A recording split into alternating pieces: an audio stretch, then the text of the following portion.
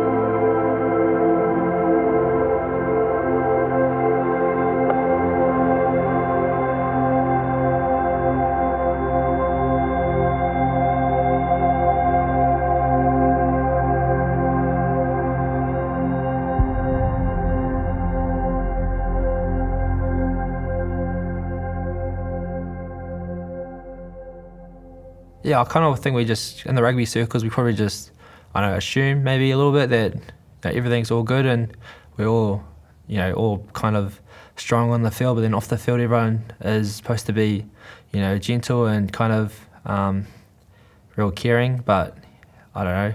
I guess some people, might have little demons that they carry with them, and those kind of probably, you just never really know, like, what happens behind closed doors. And you see a few incidents in the public, in the media sometimes, of rugby boys who are doing things to their partners or that are getting caught and doing, things that are like assault and stuff that aren't right. And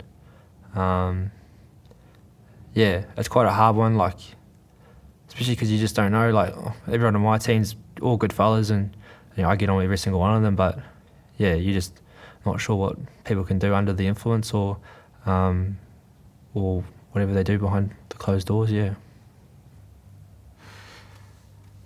I guess family violence and domestic violence is incredibly bad in New Zealand, and it is something I think as men, like, we need to speak up about.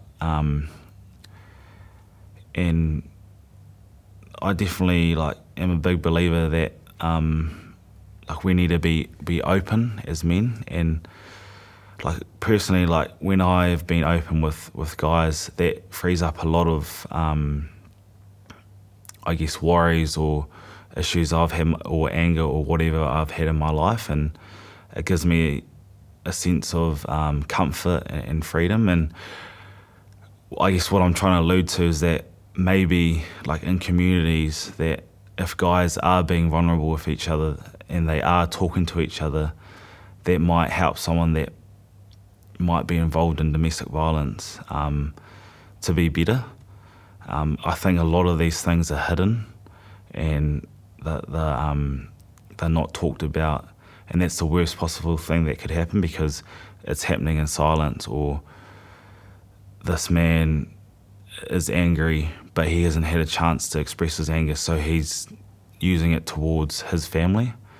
And I definitely think as men, the more we can talk, the more vulnerable we can be, the less frustrations or anger we'll have inside. Because I'm a big believer that a lot of it is because we don't talk about it. We just let it boil up to the point that sadly it's our families or wives or whoever it is affected by it. I feel like you have to work on yourself to be able to handle your shit.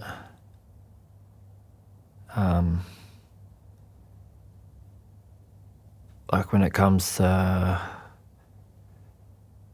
thoughts and feelings and emotions, not saying you're not allowed to feel that way, you're not allowed to think that, but it's the actions and what you do that come from it. So everyone can be angry and everyone can be stressed out, but there's a difference between, you know, lashing out at your partner and saying to you, oh look, I'm stressed out, I'm angry. Like,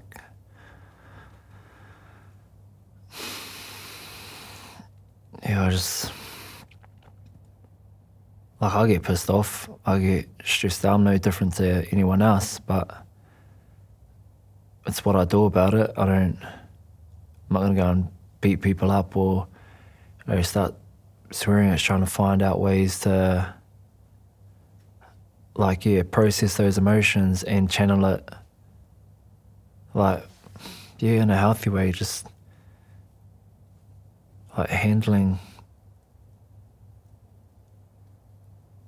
your shit, really. And whether that's, yeah, if you can't realise that and go get help, like, you can't do it all on your own. If you know that you can't handle it, then, like, wake up and realise that, okay, the things that I've been doing up until now ain't working. Find something else, talk about it, go get help.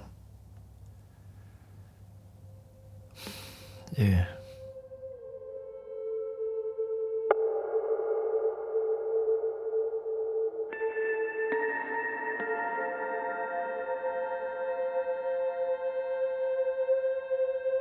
Anger and frustration, I think I still feel that a lot. It's probably a lot of things that, I'm still figuring out as a person. Although I'm I like to be happy and bubbly, there's things that bubble the blood, so to say, and, whether that's balancing my family and my work life, getting those things right, someone that's getting on my nerves and probably not dealing with it and letting it sort of bubble over. I deal with that often, but, I try not to let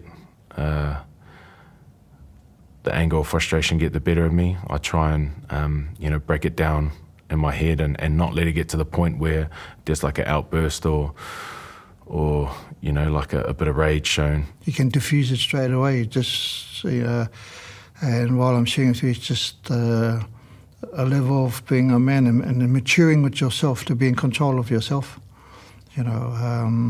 Always remembering if I did wrong, I'm quick to say, yes, I am sorry. I'm really, really sorry, and ask for forgiveness as well. And that quick closes the door. And so that's where mana comes back in, to try and uphold your mana all the time.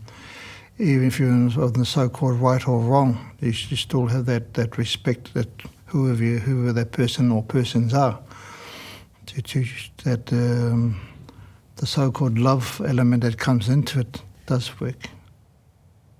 The biggest thing that helped us was communication, like being able to talk about how we feel and why we're mad. And Mum's a big advocate for conversation, even though sometimes she's just like, you talk too much, Ian. It's like she'd rather me tell her how I feel than me not tell her at all. And she's very well versed at letting me know how she feels, and I know exactly what to do when that happens. So, and she knows exactly what to do when I get mad. But it's like, that line of communication is valuable. But sometimes I do understand that it doesn't work for all families, because sometimes these people don't want to communicate. They just act out in violence, and that's just the way it's been wired in them.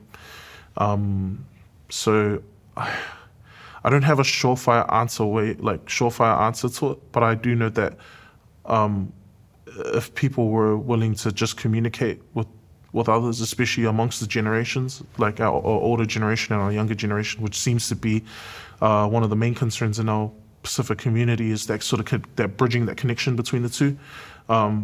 If they could just speak on a more open forum and understand sort of their ways and what they've learned and what they believe in, I think that it's a stepping stone to that sort of more prosperous future where we can rid that world of violence. But it's such a big journey.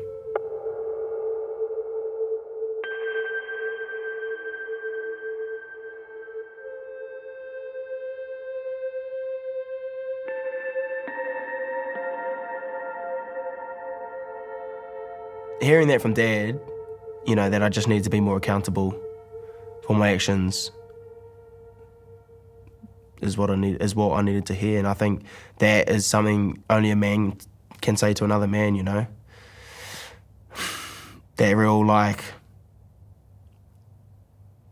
kick in the guts chat, you know, like, it's what you're doing is not good enough. Pull it together. In terms of be better. If that's coming from a male that you really admire, then it's probably going to do something good for you. Yeah, I'd like to think that I'm growing my confidence to pull people up when I don't think something's right. Like, definitely a couple of years ago, I wouldn't have that courage to do it, but I guess it depends in what context someone has put someone down, or a man has put his woman down, or something like that. Will depend on if I step in or not, or if I say something to him. But, like, I can remember definitely a lot of times, like, and it's not in a relationship point of view as such, but it might be that, you know, sometimes, like, guys in a group might try to get a laugh at putting someone else down. And in the way that I I guess in the way I show courage to say that's not okay is, like, not laugh or give him a look, if that makes sense. Yeah, definitely if I don't think something's right, I won't laugh with it, or I won't be like, give him that appreciation he wants, if that makes sense. Well, I just get this rising feeling that no one said something that I have to, and I will. That's how I know, you know, when I'm in a space and I see a woman or a trans person being treated in a way that I wouldn't want to be, and because of gender, that I have to say something. Yeah, I still struggle for now, but I know it's the wrong thing not to say something, and it's just having that courage too. And yeah, like, if someone, like, did it, I'd jump on board, like, you know, because I'm not the one that's, like, brought it up first, but it's having that strength and that courage to, like, be that person. If it's not right, then try and say it.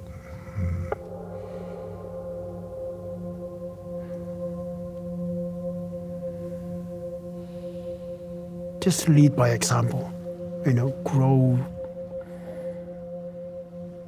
empower your wife, love your children, and just be a good, strong person for our community. That's all we want, and that's all I believe our young people need. Just a good, strong, kind man. And not just in New Zealand, all around the world. It's about time we rise up and lead well. Maumahara tonu. Maumahara hoki, remember always. Whakahoki mai ki tō ngā kauaroha. Always return to your heart of love. Kia ora.